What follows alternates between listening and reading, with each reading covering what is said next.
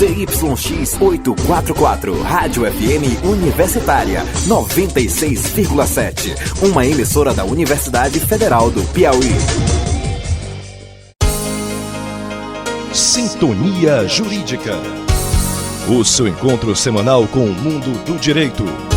Toda terça, você fica sintonizado com as principais questões jurídicas. Conhece melhor os seus direitos e os desafios de quem trabalha pela justiça no Brasil. Sintonia Jurídica.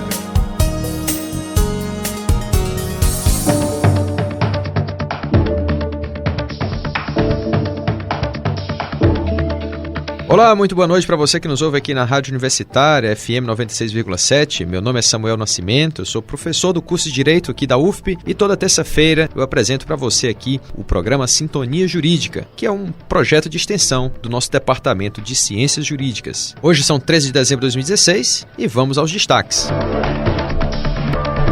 Justiça do Trabalho é competente para julgar demandas de ex-seletistas da administração pública. Na entrevista especial de hoje, nós vamos conversar com o professor Dr. Raul Lopes sobre desaposentação e a nova situação do direito previdenciário brasileiro. No quadro Questão Legal, a pergunta que temos é: o que devo fazer quando eu receber uma nota falsa? Eu vou ser restituído do valor? Tem ainda a coluna Direito Eleitoral e Político com Georgia Nunes, a agenda Sintonia e o Dica Sinjur. Sintonia Jurídica. Sintonia Jurídica. Sintonia Jurídica.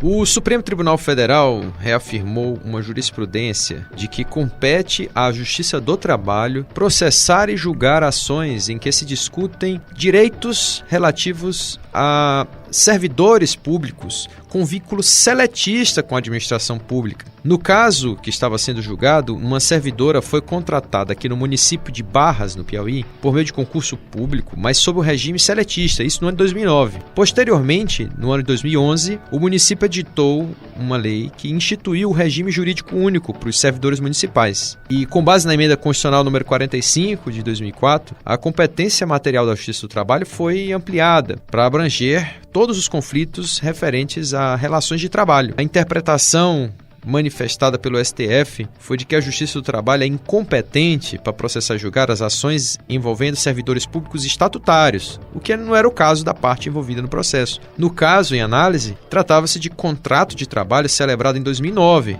mas sob o regime da consolidação das leis do trabalho. Portanto, não era um caso de servidor público estatutário. Portanto, foi mantida pelo STF, nesse caso, a competência da Justiça Trabalhista para solucionar a demanda da servidora pública de Barras em face do município de Barras, aqui no Piauí. Você também pode participar aqui do Sintonia Jurídica. Envie uma sugestão para o nosso e-mail, contato@sintoniajuridica.com.br. Sintonia Jurídica.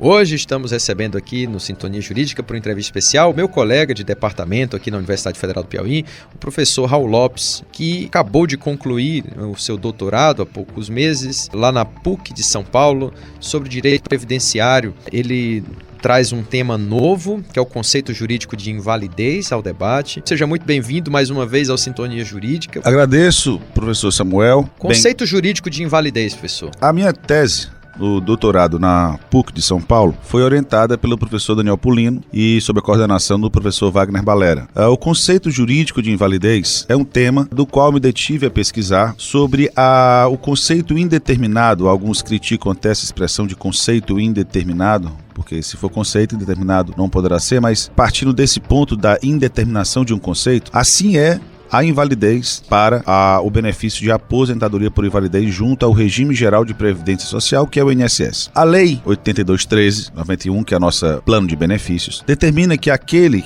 que estiver na condição do risco social de substancial incapacidade teria direito ou terá direito à aposentadoria por invalidez. A questão nos coloca aqui que substancial incapacidade seria essa. Ora, a incapacidade é diferente de invalidez. A incapacidade tem grau de incapacidade, do menor grau de incapacidade até um grau máximo de incapacidade, que pode ser considerado invalidez, esse grau máximo de incapacidade. O entendimento tradicional e muito fundamentado pela administração, no caso o INSS é de que a invalidez ela irá existir quando houver o grau máximo de incapacidade, ou seja, a incapacidade total laboral, ou seja, aquele segurado que não tem menor ou a mínima condição de trabalho.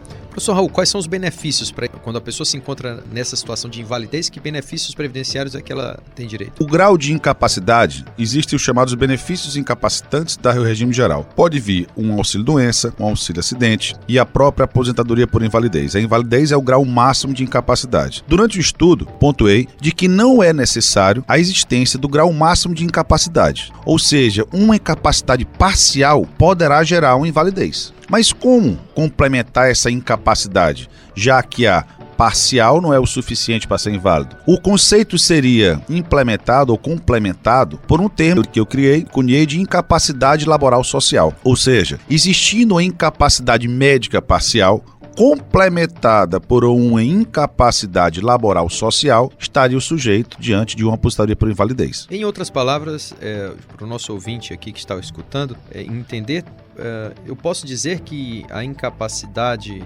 parcial seria, que gera essa situação de invalidez, seria um acidente, uma doença física ou mental. A incapacidade médica. Médica que incapacita a pessoa para o trabalho. E aí, mesmo que ela não esteja completamente incapaz para a vida, ela está incapaz para o trabalho. E isso seria a invalidez. Isso. A incapacidade parcial para o trabalho, ela não é suficiente para a invalidez, ela precisa ser complementada, tá? A complementação dessa incapacidade laboral, ela vem da incapacidade social. Qual é essa incapacidade social? A gente sabe que hoje o mercado de trabalho, o nível de desemprego, a tecnologia, a idade avançada, o tipo de doença, pode comprometer a relação do segurado ao mercado de trabalho. Temos hoje decisões de que o portador soro positivo, ele é portador de uma doença de alto índice de estigmatização, o que faria dele um incapaz social. Mesmo que ele queira procurar emprego, não conseguiria em função da sua estigmatização da doença. O que eu defendo é que não é só um fator. Não é só a idade avançada, não é só o analfabetismo, ou melhor dizendo, o índice de escolaridade, não é só o índice de vulnerabilidade que ele está exposto, não é só uma doença estigmatizante. É considerado um conjunto de fatores, que desse conjunto de fatores, eu digo que ele tem incapacidade laboral social. Essa incapacidade laboral social que complementa a médica. Ou seja, ao final, nós temos como o conceito jurídico de invalidez um conceito formado por dois núcleos: incapacidade médica e incapacidade laboral social.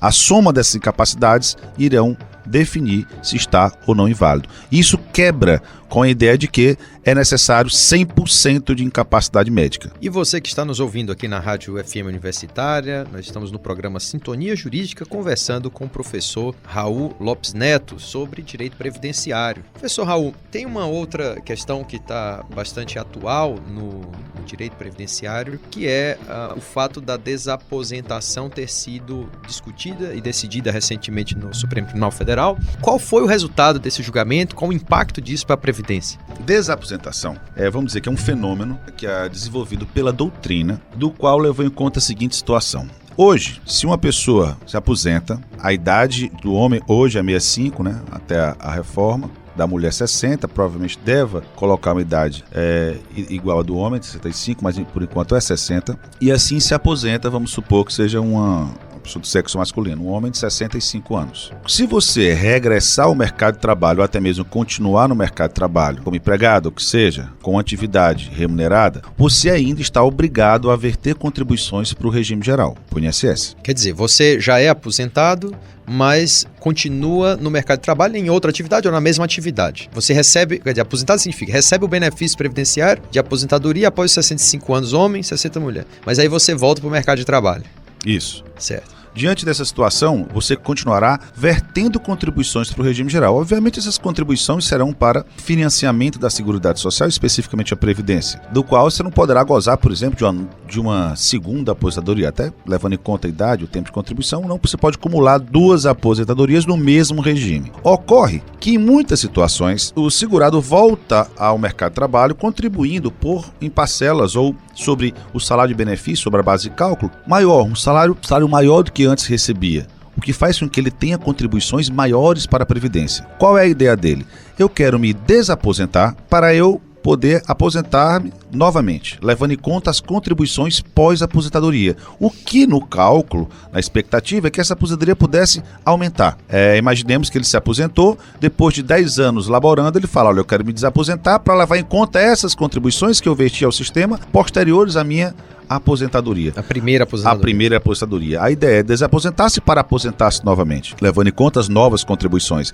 Claro que não são todos os casos que aumentarão a aposentadoria. São os casos em que você voltou ao mercado de trabalho, voltou a verter contribuições em valores superiores e num período considerável para que houvesse uma mudança no valor da aposentadoria. O que é que aconteceu? Haviam decisões no sentido de permitir a desaposentação.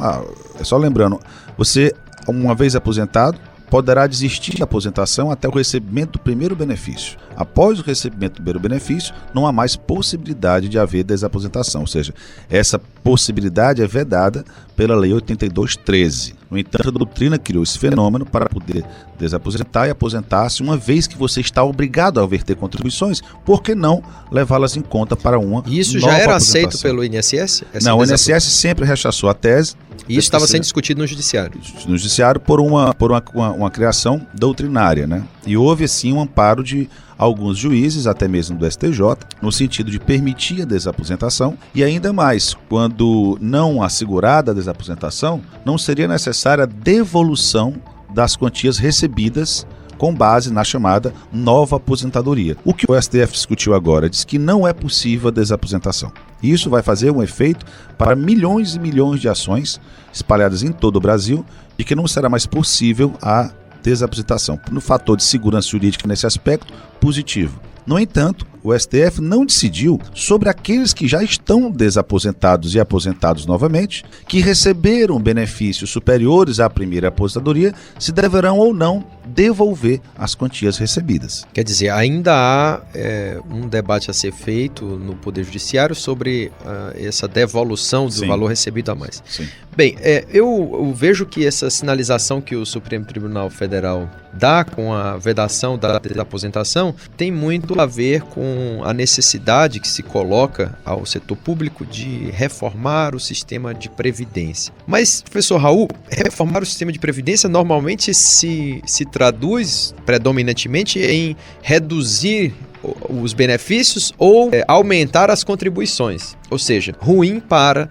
o beneficiário do sistema previdenciário. Como é que você vê uma possível reforma da Previdência que seja colocada em breve aí para debate no Congresso Nacional? Bem, esse assunto é muito espinhoso, a gente pode chamar assim, praticamente um pântano, do qual qualquer passo adiante poderia ser, cada vez a gente pode se sentir um pouco mais perdidos ou até mesmo atolado em toda essa confusão. O que é importante, pelo menos como pano de fundo definir, é que a reforma não vem à toa. O que é necessário não é criar uma nova previdência. O que é necessário é aparar as arestas, ou seja, evitar, diminuir as distorções que existem no sistema previdenciário. São distorções, não é que as distorções apareceram porque eu quis enxergar a distorção agora, elas foram formadas ao longo do tempo. Imaginemos, por exemplo, que em 88 a Constituição garantiu uma aposentadoria por tempo de contribuição sem que exigisse idade mínima para tanto. Qual é a expectativa de vida na década de 80?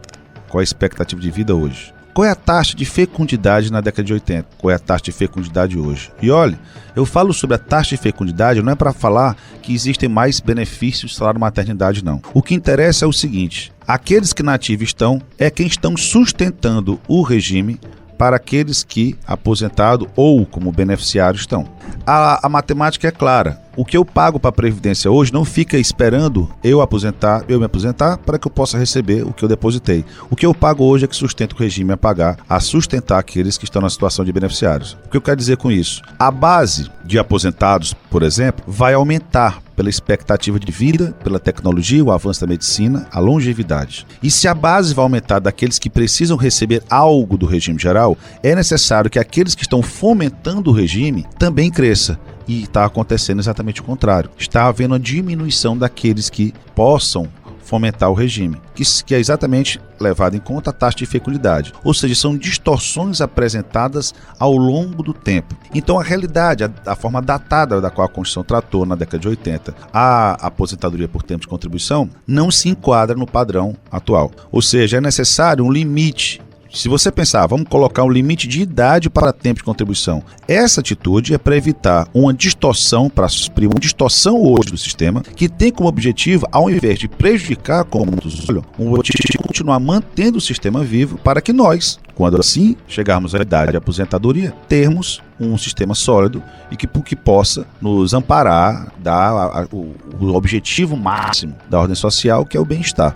Além dessa distorção, apresentar também distorções de benefícios como a pensão por morte. Então, esses pontos são os pontos mais delicados, que serão pontos de objeto de uma reforma previdenciária. O intuito é de manter o sistema funcionando e não o intuito de gerar problema, até porque o político deve ser muito delicado mexer em assunto previdenciário. É um assunto que mexe com todos, no regime geral, é uma situação que gera uma insatisfação geral e, para as finalidades de um político, seria uma matéria espinhosa. Então, se estão mexendo é porque é extremamente necessário. E nesse ponto de vista, são medidas da qual eu considero de urgência. Nas demais pontos da reforma, eu olharia com mais cuidado. Você que está aqui acompanhando a Sintonia Jurídica na Rádio FM Universitária, nós conversamos aqui com o professor Raul Lopes de Araújo Neto, que é meu colega do Departamento de Ciências Jurídicas, professor de Direito Previdenciário, que defendeu uma tese de doutorado recentemente sobre o conceito jurídico de invalidez,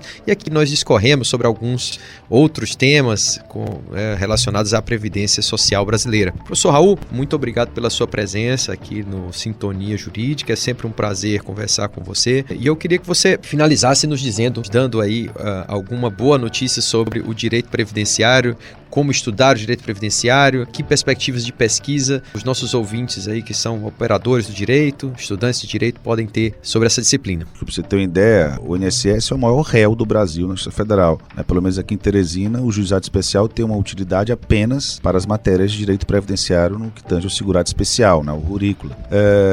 O direito previdenciário, a cada tempo e a cada momento, vai tornar-se um direito mais presente, mais jurídico, menos técnico, de mais embates jurídicos, de mais teses jurídicas. Então, é um prazer poder compartilhar ou tirar alguma dúvida aqui à Universidade Federal ou algum contato que possa ter e poder incentivar, em poder ajudar em qualquer matéria que se trata de previdência. Sempre é um prazer falar desse assunto. Muito obrigado, professor Raul. Sintonia Jurídica. Esta foi a nossa entrevista da semana. Eu agradeço mais uma vez a presença aqui do professor Raul Lopes. E agora é hora do quadro Questão Legal.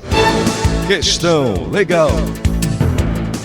Esse quadro foi feito para que você tire suas dúvidas sobre o mundo do direito. Nós recebemos perguntas aqui na redação sobre problemas jurídicos da vida cotidiana e buscamos especialistas para responder aqui no quadro Questão Legal. A pergunta de hoje é: o que devo fazer quando eu receber uma nota falsa e vou ser restituído do valor? Quem responde é o professor de Direito Penal Paulo Roberto Fagundes. Em primeiro lugar, é importante se observar que a pessoa tem que ter muito cuidado ao receber uma nota e verificar realmente aí a sua autenticidade. Porque o artigo 289 do Código Penal tipifica como crime a conduta de quem, mesmo tendo recebido de boa-fé como verdadeira uma moeda falsa, a restitui à circulação depois de conhecer a falsidade. Então, o primeiro ponto é realmente verificar se aquela nota é verdadeira e, caso contrário, se ela não for autêntica, recusar o seu recebimento em qualquer circunstância. O outro aspecto, caso já tenha sacado o valor no banco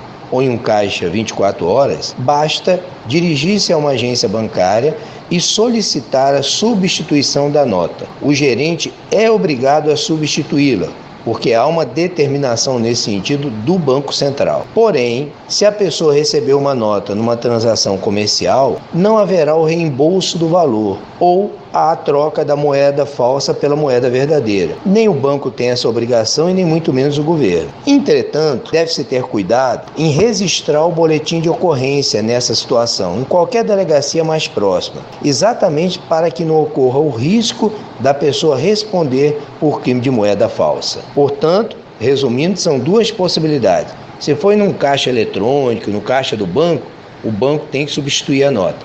A pessoa não precisa nem ser correntista desse banco. Porém, se recebeu em alguma transação comercial, não há ressarcimento, mas é necessário registrar o boletim de ocorrência para não estar cometendo um crime. Se você também quer tirar dúvidas sobre o mundo do direito, envie um e-mail para contato@sintoniajuridica.com.br. Nós vamos ter o maior prazer de convidar um especialista aqui no quadro Questão Legal. Sintonia Jurídica. Agora você ouve a coluna da advogada eleitoralista Geórgia Nunes. Coluna Direito Eleitoral e Político, com Geórgia Nunes.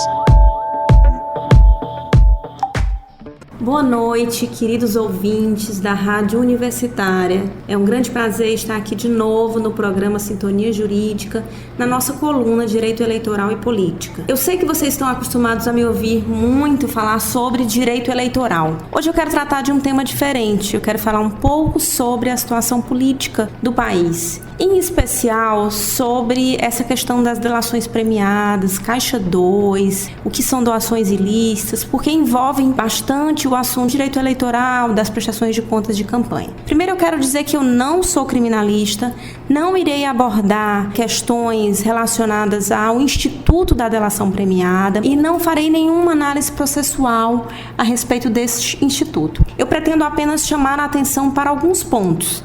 E começo dizendo, não pretendo fazer aqui nenhuma manifestação contra ou a favor da Lava Jato, contra ou a favor de qualquer político. Também não vou analisar o conteúdo de nenhuma delação premiada especificamente. Eu quero apenas chamar a atenção para o que vem sendo divulgado na mídia, para o que vem sendo manifestado e vazado, na verdade, em relação a algumas delações. Não estou criticando também, que fique muito claro, o papel da imprensa, que eu acho que tem que ser livre mesmo, não tem que fazer nenhum tipo de filtro, mas eu penso que o filtro precisa estar na própria forma como isso é repassado para as pessoas. É preciso que haja não uma barreira nessa divulgação, mas uma explicação, um esclarecimento, tanto por parte dos órgãos judiciais como por parte da imprensa. É esse esclarecimento que eu queria fazer. Nós estamos acompanhando a chamada delação do fim do mundo, que a imprensa vem chamando assim para aquela que está sendo realizada pelos executivos da Odebrecht. Mas recentemente, uma divulgação feita por um dos executivos, o executivo Cláudio Filho. Eu quero só chamar a atenção porque nós temos diversos políticos mencionados de forma igual, isonômica, sem nenhuma distinção ao que de fato vem sendo divulgado. Então, a reflexão que eu faço é para a necessária informação do que se trata de delação de propina, onde houve entrega de recursos financeiros pela empresa em troca de vantagens ilícitas em órgãos do executivo através de contratos ou do legislativo através de aprovação de projetos de lei de interesse dessa empresa, do que é doação lícita de campanha sem vinculação com benefício direto no executivo ou no legislativo. Essa distinção é que vem me chamando bastante atenção e que causa um prejuízo enorme, não apenas para os políticos envolvidos, mas para a própria sociedade, que vem sendo informada de